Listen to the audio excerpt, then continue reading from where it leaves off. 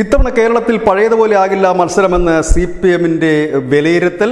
BJP എഴുതിത്തള്ളാൻ കഴിയില്ല, അത് ഒരു മണ്ഡലത്തിൽ മാത്രം ഒതുങ്ങില്ല എന്നും CPM വിലയിരുത്തുന്നു. അതുകൊണ്ട് തന്നെ സംസ്ഥാന സമിതിയിൽ സ്ഥാനാർത്ഥികളെ സംബന്ധിച്ച്, അതായത് CPM-ന്റെ സ്ഥാനാർത്ഥികളെ സംബന്ധിച്ച് ഒരു അന്തിമ തീരുമാനത്തിലേക്ക് പാർട്ടി എത്തുമെന്നാണ് അറിയാൻ കഴിഞ്ഞത്. കാരണം നേരത്തെ തന്നെ പ്രചരണം ആരംഭിക്കുക, കാരണം ത്രികോണ മത്സരം നടക്കുന്ന അനവധി മണ്ഡലങ്ങൾ ഇത്തവണ കേരളത്തിൽ ഉണ്ടാകുമെന്ന് CPM സംസ്ഥാന കമ്മിറ്റി വിലയിരുത്തുന്നുണ്ട്.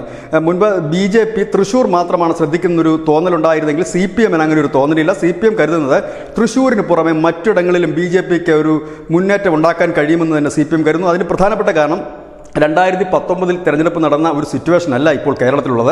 BJPക്ക് അനുകൂലമായ ഒരു തരംഗമുണ്ട്. അത് എത്രത്തോളം വോട്ടായി മാറുമെന്നുള്ളത് കാത്തിരുന്ന് കാണേണ്ടി വരും. ഏതായാലും പ്രധാനമന്ത്രി നരേന്ദ്രമോദിയും മറ്റ് കേന്ദ്ര നേതാക്കളും അടിക്കടി കേരളത്തിൽ എത്തുന്നത് ഒരു ചലനം തന്നെ ഉണ്ടാക്കിയിട്ടുണ്ടെന്നും പാർട്ടി വിലയിരുത്തുന്നു. അത് തിരുവനന്തപുരം, തൃശ്ശൂർ, ആറ്റിങ്ങിലൊക്കെയാണ് BJP വലിയ ഹൈലൈറ്റ് ചെയ്ത് പറയുന്നുണ്ടെങ്കിൽ പോലും അതിനപ്പുറത്തേക്ക് കാര്യങ്ങൾ നീങ്ങുമെന്ന് CPM കരുതുന്നു. അതുകൊണ്ട് കരുതലോടെ മുൻപോട്ട് പോകാനും BJP ഉയർത്തുന്ന വെല്ലുവിളികൾ നിസ്സാരമായി കാണരുത് എന്നൊരു ചിന്താഗതിയും CPM-ൽ വളർന്നു വന്നിരിക്കുന്നു. ഏതായാലും BJPയും അവരുടെ സ്ഥാനാർത്ഥി പ്രഖ്യാപനം, പ്രധാനപ്പെട്ട മണ്ഡലങ്ങളിൽ സ്ഥാനാർത്ഥി പ്രഖ്യാപനം അധികം വൈകാതെ ഉണ്ടാകുമെന്നാണ് പ്രതീക്ഷിക്കുന്നത്.